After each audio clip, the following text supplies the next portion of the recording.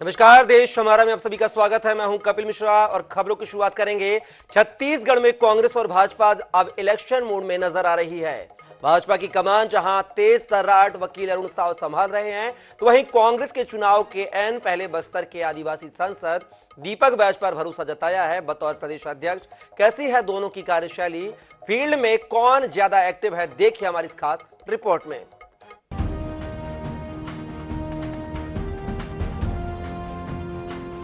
अब तक दीपक बैज बतौर सांसद छत्तीसगढ़ के मुद्दों पर संसद में आवाज बुलंद कर रहे थे, कांग्रेस को बस्तर में मजबूत करने की रणनीति पर काम कर रहे थे। लेकिन अब उनके पास पूरे प्रदेश की जिम्मेदारी है। ऐसे में सबसे पहले उन्होंने अपनी नई टीम बनाने की शुरुआत की। चुनावी समितियों को अंतिम रूप देकर हाईकमान से स्वीकृति हासिल करने में सफल रहे। उन्होंने बेहद कम समय में जहां कार्यकर्ताओं को एक्टिव करने की कोशिश की है। दीपक बैज के दिन की शुरुआत सुबह 6 बजे से होती है। सुबह वे योग प्राणायाम के बाद कार्यकर्ताओं से मिलना शुरू कर देते हैं। सुबह नाश्ता कर घर से निकलने के बाद कब घर पहुंचेंगे यह तय नहीं होता है। ऐसे में टिफिन भी साथ लेकर चलते हैं। रायपुर में हो या दिल्ली या जगदलपुर में कार्यकर्ताओं से उनका संवाद हमेशा बना रहता है। अध्यक्ष बनने के बाद से वे लगातार बस्तर और रायपुर संभाग के विभिन्न स्थानों का दौरा कर चुके हैं। आने वाले दिनों में भी वे प्रदेश स्तर का दौरा करने की रणनीति बना रहे हैं। देखिए, दीपक बैज जी तो अभी अध्यक्ष बने हैं और निश्चित तौर पे दीपक बैज जी सांसद रहते हुए भी जिस प्रकार से बस्तर में एक्टिव थे, छत्तीसगढ़ की समस्याओं को लगातार उठाते थे संसद में, तो आपको देखने में महसूस होगा कि दीपक बैज के सामने भारतीय जनता पार्टी के जो प्रदेश अध्यक्ष अरुण साव, वो पूरी तरीके से कागजी अध्यक्ष हैं। संसद में उनकी बोलती बंद रहती है और प्रदेश अध्यक्ष के रूप में भारतीय जनता पार्टी में कुछ करने की स्थिति में नहीं है। और दीपक बैज जी तो अध्यक्ष बनने के बाद लगातार मीटिंग ले रहे हैं। अभी तक दो प्रदेश कार्यकारिणी की बैठक बुला चुके हैं, सारे वरिष्ठ नेताओं की बैठक ले चुके हैं। चुनाव नजदीक होने से भाजपा प्रदेश अध्यक्ष अरुण साव की दिनचर्या भी व्यस्त हो गई है। रोजाना सुबह से देर रात दौरे और बैठकों का दौर चल रहा है। साव की नियमित दिनचर्या पर गौर करें तो उनकी सुबह 7 से 8 बजे के बीच होती है। चुनावी समर में खुद को फिट रखने के लिए सुबह योगाभ्यास से दिन की शुरुआत करते हैं। सुबह के नाश्ते के बाद से पार्टी की बैठकें और दौरा कार्यक्रम शुरू हो जाता है। प्रदेश अध्यक्ष का दायित्व संभालने के बाद से ही साव बस्तर से लेकर सरगुजा तक का दौरा कर चुके हैं। साव अलग अलग विधानसभाओं के दौरे सड़क मार्ग से ही करते हैं। लिहाजा उनके प्रदेश अध्यक्ष बनने के बाद अब तक उनकी कार एक साल में 1,95,000 किलोमीटर से ज्यादा चल चुकी है। साव प्रदेश में भाजपा की सरकार बने इस लक्ष्य को लेकर ही काम कर रहे हैं। भाजपा का हर कार्यकर्ता, हर पदाधिकारी 24/7 काम करता है। सत्ता में हो तब भी, विपक्ष में हो तब भी। तो हमारे माननीय प्रदेश अध्यक्ष जी की भी यही शैली है। लगातार वो परिश्रम की पराकाष्ठा कर रहे हैं। पूरे प्रदेश का दौरा उन्होंने कई बार कर लिया है। कार्यकर्ताओं से सीधा संवाद करते हैं। कोई भी कार्यकर्ता उनसे कभी भी आकर मिलता है और हम देखते हैं कि देर रात तक वो कार्यकर्ताओं से मिलते भी रहते हैं।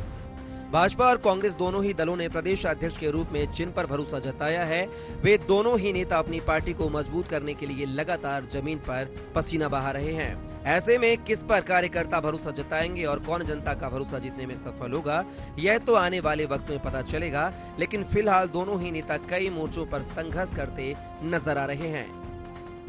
रायपुर से INS 24/7 के लिए स्वप्निल गौर खेड़ी की रिपोर्ट। भारतीय जनता पार्टी ने पूरे देश के साथ छत्तीसगढ़ में भी मुस्लिमों को जोड़ने के लिए मोदी मित्र बनाने का अभियान शुरू कर दिया है। इस अभियान का उद्देश्य मुस्लिमों के बीच अपनी पकड़ मजबूत करना। इस अभियान के तहत यहां अब तक 700 से 800 मुस्लिमों को मोदी मित्र बनाया जा चुका है। पूरे देश के साथ छत्तीसगढ़ में भी यह प्रचलित है कि मुस्लिम समाज के वोट भाजपा को सबसे कम मिलते हैं। इसलिए मुस्लिमों के बीच आपसी पकड़ मजबूत करने के लिए भाजपा मोदी मित्र अभियान चला रही है। छत्तीसगढ़ की जिन 5 लोकसभा सीटों में यह मुहिम शुरू की गई है, उनमें रायपुर, बिलासपुर, राजनांदगांव, सरगुजा और बस्तर संसदीय क्षेत्र शामिल है। इनमें मुस्लिम मतदाताओं की अच्छी संख्या है।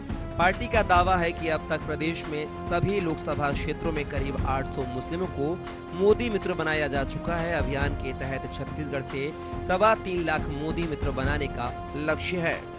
भारतीय जनता पार्टी की जो मोदी जी की सरकार है, 9 साल तक जो अल्पसंख्यकों के लिए काम किया है, जो भारतीय जनता पार्टी से जुड़े कार्यकर्ता हो तो ठीक है, एक मोदी मित्र बनाने की योजना चालू करी है। पूरा देश में मोदी मित्र चालू है। जहाँ पर भी जो मुस्लिम भाई है और अल्पसंख्यक की जो योजना बनी है उनके लिए, जैसे ट्रिपल तलाक की योजना है, की योजना है, प्रधानमंत्री आवास की योजना, अनेक योजना है। और चूंकि लोग भाई नरेंद्र मोदी जी से पूर्ण रूप से सहमत है और उनके कार्य से खुश है, उसके कारण मोदी मित्र बनाया जा रहा है। अभी हम पांच लोकसभा में चयन किए गए हैं। 5 लोकसभा में करीबन 750-300 ऐसे मोदी मित्र बन रहे हैं और जनता का अच्छा हमको रिस्पांस मिल रहा है और मोदी जी के प्रति जनता का विश्वास बढ़ रहा है। पिछड़े वर्ग के पसमानदा मुस्लिमों को जोड़ने के लिए भाजपा 27 जुलाई से स्नेह यात्रा भी निकालने जा रही है। यह यात्रा दिल्ली से शुरू होकर पूरे देश में भ्रमण करेगी। यह यात्रा उड़ीसा से चुनावी राज्य छत्तीसगढ़ भी आएगी। अब देखने वाली बात यह होगी कि मोदी मित्र अभियान से मुस्लिम वोटर्स को साथ पाने में भाजपा कितनी कामयाब होती है। INS 24/7 के लिए रायपुर से स्वप्निल गौरखेड़ी की रिपोर्ट। छत्तीसगढ़ में कांग्रेस एक बार फिर से संकल्प शिविरों का सिलसिला शुरू करने जा रही है। 2 अगस्त से कांग्रेस के संकल्प शिविरों की शुरुआत होने जा रही है। क्या होगा खास इन संकल्प शिविरों में और कैसे कांग्रेस के कार्यक्रम पर भाजपा कस रही है तंज, देखिए हमारी इस खास रिपोर्ट में। छत्तीसगढ़ में 15 साल का वनवास काटकर 2018 में कांग्रेस ने सत्ता में वापसी की। इसमें बूथ मैनेजमेंट और संकल्प शिविरों की बड़ी भूमिका रही।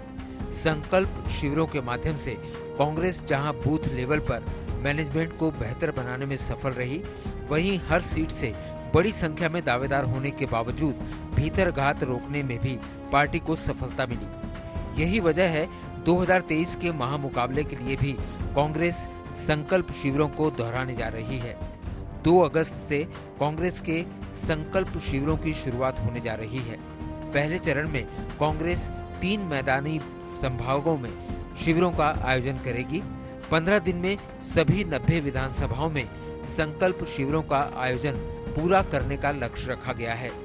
कांग्रेस ने तय किया है कि हर विधानसभा के संकल्प शिविर में 2,500 से 3,000 कार्यकर्ता शामिल होंगे। पहली बार हर मतदान केंद्र से एक कार्यकर्ता को सोशल मीडिया समन्वयक भी बनाया जाएगा। इतना ही नहीं, थोक में सामने आ रही दावेदारी को देखते हुए इस बार भी दावेदारों को कसम खिलाकर भीतरघात नहीं करने की नसीहत दी जाएगी। भाजपा जहां इस संकल्प शिविर पर तंज कस रही है, वहीं कांग्रेस का दावा है कि इससे पार्टी को लाभ होगा। संकल्प लेते रहना चाहिए, लेकिन कांग्रेस पार्टी से क्षेत्र की जनता, प्रदेश की जनता पूछ रही है, क्या हुआ तेरा वादा, वो क्या है तेरा इरादा। कांग्रेस पार्टी अपने चुनावी प्रबंधन पर जोर दे रही है।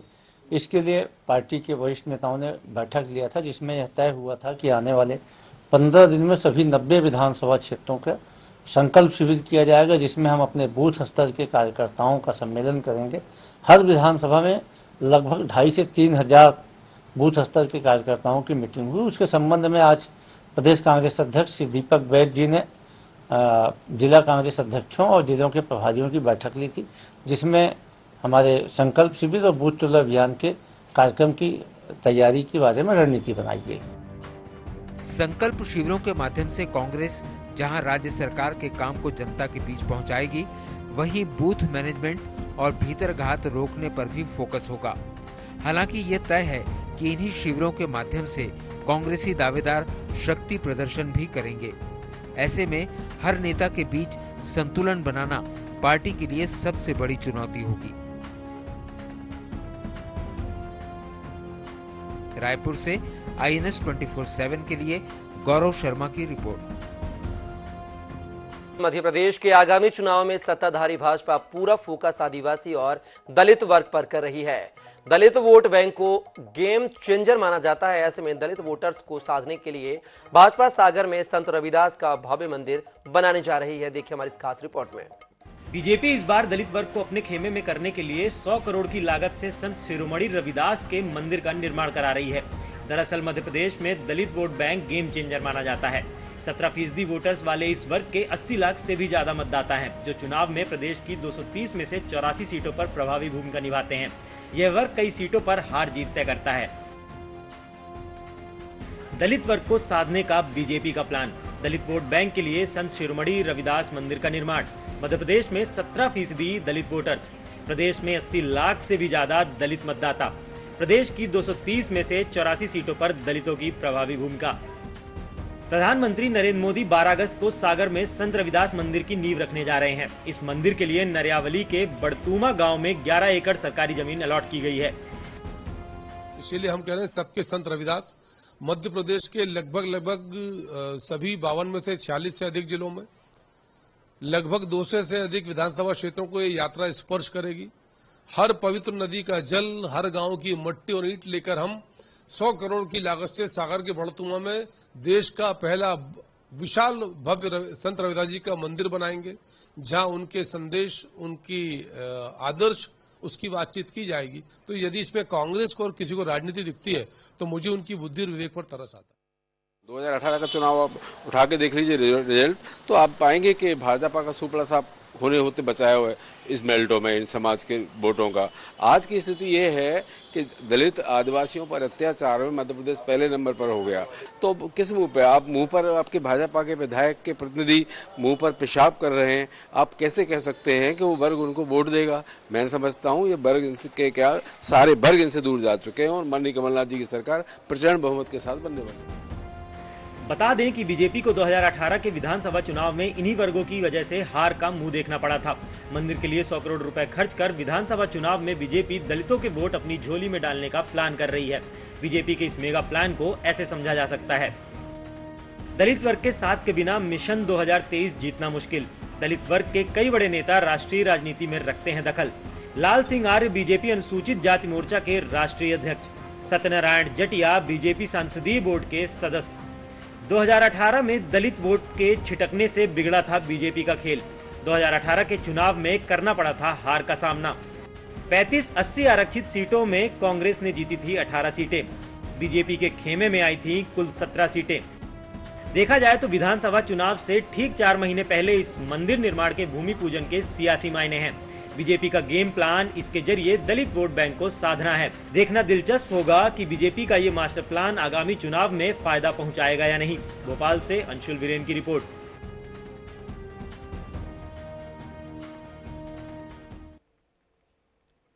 मध्य प्रदेश में सीएम शिवराज सिंह चौहान ने महिला पुलिस कर्मियों को 2 व्हीलर्स की सौगात दी है, जिससे घनी आबादी के बीच महिला पुलिसकर्मियों की पहुंच आसान हो सके। मोतीलाल नेहरू स्टेडियम में सीएम शिवराज सिंह चौहान ने 250 महिला पुलिसकर्मियों को सौंपी है और हरी झंडी दिखाकर 2 व्हीलर रैली को रवाना किया। इस अवसर पर मुख्यमंत्री ने कहा कि पुलिस फोर्स में 30% बेटियों की भर्ती करने की शुरुआत भारतीय जनता पार्टी की सरकार ने की थी।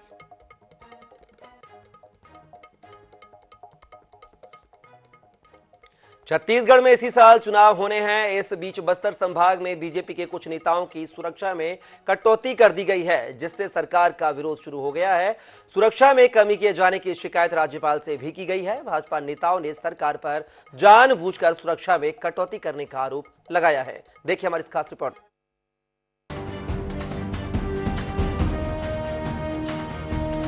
बस्तर में बीजेपी के 8 पूर्व विधायक और नेताओं की सुरक्षा में कटौती कर दी गई। इसे लेकर बीजेपी के नेताओं ने मोर्चा खोल दिया। इस मामले में शुक्रवार को भाजपा के पूर्व विधायक सुभाव कश्यप, भोजराज नाग, वैदुराम, पिंकी शिवराज, लच्छूराम कश्यप ने राज्यपाल से मिलकर पूरे मामले से अवगत कराया। इन नेताओं ने कहा कि बस्तर में केवल भाजपा नेताओं की सुरक्षा में कमी की गई है, जबकि कांग्रेस के नेताओं की सुरक्षा यथावत रखी गई। प्रतिनिधि मंडल ने राज्यपाल से वापस सुरक्षा बहाल किए जाने का अनुरोध किया। बस्तर के बीजेपी नेताओं का आरोप है कि सरकार ने जानबूझकर ऐसा किया है ताकि बीजेपी के नेता चुनाव में नक्सल प्रभावित क्षेत्र में काम न कर सके। छत्तीसगढ़ के हमारे आदिवासी नेताओं की सुरक्षा को कम किया गया है। जब ये सरकार कहती है कि वो आदिवासी भाइयों के साथ है, छत्तीसगढ़ महतारी की बात करती है, तो छत्तीसगढ़ के आदिवासी सपूत जो राजनीति के माध्यम से छत्तीसगढ़ महतारी की सेवा कर रहे हैं, उनकी सुरक्षा कम करना निश्चित रूप से उनकी जान को जोखिम में डालने के बराबर है। इधर बस्तर के जनप्रतिनिधियों की सुरक्षा में कमी किए जाने को लेकर राज्य सरकार के मंत्री और प्रवक्ता रविंद्र चौबे ने कहा, जनप्रतिनिधियों की सुरक्षा की समय समय पर समीक्षा होती है। इसके आधार पर सुरक्षा घटती और बढ़ती है। किसी को सुरक्षा चाहिए तो सुरक्षा मिल जाएगी। बस्तर पहले लगभग जो नेशनल हाईवे था उसके किनारे 2-3 किलोमीटर को छोड़ दो तो नक्सलवादियों की समानांतर सरकारें चला करती थी डॉक्टर रमन सिंह जी के राज में।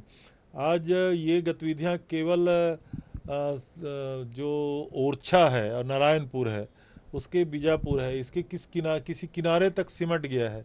तो कितनी सुरक्षा किसको कब चाहिए, ये लगातार समीक्षा का विषय है और उसके कारण कुछ लोगों की सुरक्षा बढ़ाया जाता है, कुछ लोगों की सुरक्षा में कटौती की जाती है। उसके बावजूद भी कोई जनप्रतिनिधि को ऐसा लगता है कि उनको सुरक्षा आवश्यक है तो सरकार उसको लगातार मुहैया कराती है। छत्तीसगढ़ में 4 महीने में विधानसभा चुनाव होना है और बस्तर संवेदनशील इलाका है। इन इलाकों में चुनाव प्रचार और पार्टी के नेताओं की गतिविधियों पर नक्सलियों की नजर रहती है और इसी साल दंतेवाड़ा, नारायणपुर, बीजापुर और बस्तर जिले में नक्सलियों ने एक के बाद एक 6 बीजेपी नेताओं की हत्या कर दी। यही वजह है कि सुरक्षा का मसला बस्तर से रायपुर आ पहुंचा है। अब देखने वाली बात ये होगी कि गृह विभाग इस पर क्या कार्रवाई करता है। INS 24/7 के लिए रायपुर से स्वप्निल गौरखेड़े की रिपोर्ट। राजधानी रायपुर के उर्मिला मेमोरियल हॉस्पिटल में सर्वश्रेष्ठ चिकित्सकों की टीम अपनी सेवाएं दे रही है। प्रदेश के अलग अलग जिलों से बेहतर इलाज के लिए यहां मरीज पहुंच रहे हैं। अस्पताल के डायरेक्टर डॉक्टर विनोद कुमार सिंह ने बताया है कि हमारा उद्देश्य लोगों को बेहतर इलाज की सुविधा देना है। इस बार हमने दिल्ली की सर्वश्रेष्ठ हृदय रोग विशेषज्ञ डॉक्टर विनीत भाटिया और डॉक्टर भूपेंद्र भारती को बुलाकर उनकी सेवाएं दी हैं। समय समय पर अलग अलग रोगों के विशेषज्ञ यहां आकर अपनी सेवाएं दे रहे हैं। सबसे खास बात यह है कि अन्य चिकित्सा संस्थाओं से कम दरों पर यहां बेहतर चिकित्सा सुविधा उपलब्ध हो रही है। हमारे हॉस्पिटल में विगत समय में बहुत अलग अलग विधाओं के अलग अलग स्पेशलिस्ट आते रहे हैं। अभी सर लोग जैसा इनने बताया कि उपेंद्र सर स्पाइन स्पेशलिस्ट है और इनका बहुत बड़ा नाम है स्पाइन सर्जरी में। ख़ास तौर पे कुबड़पन के जो स्कोलियोसिस और ये सब के मरीज होते हैं उनका बहुत ही बेहतरीन तरीके से वो ट्रीटमेंट करते हैं। साथ में हमारे कार्डियोलॉजिस्ट विनीत सर हैं, ये कार्डियोलॉजिस्ट हैं, ये भी समय समय पे हमारे यहाँ आते रहेंगे।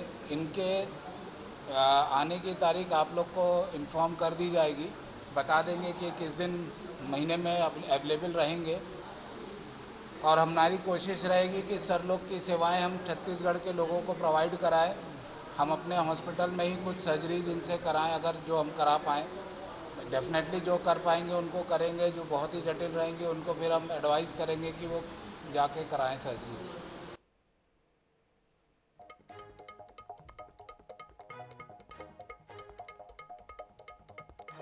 रविंद्रनाथ टैगोर विश्वविद्यालय की जूडो खिलाड़ी नंदिनी वत्स और फेंसिंग खिलाड़ी Shankar Pandey world university games के लिए चयनित हुए हैं। यह प्रतियोगिता 28 जुलाई से 8 अगस्त 2023 तक चीन के चेंगटू शहर में आयोजित हो रही है। लखनऊ में आयोजित हुई खेलो इंडिया यूनिवर्सिटी गेम्स 2022 में नंदिनी वत्स ने गोल्ड और शंकर पांडे ने ब्रॉन्ज मेडल जीता था। इसके बाद यूनिवर्सिटी गेम्स के शीर्ष 8 खिलाड़ियों के मध्य ट्रायल में विश्वविद्यालय के शंकर पांडे और नंदिनी वत्स शानदार प्रदर्शन कर वर्ल्ड यूनिवर्सिटीज गेम्स के लिए चयनित हुए हैं। चांसलर डॉक्टर अदिति चतुर्वेदी वत्स और कुलसचिव डॉक्टर विजय सिंह ने खिलाड़ियों से मुलाकात कर वर्ल्ड यूनिवर्सिटी गेम्स में चयनित होने पर बधाई और शुभकामनाएं दी है।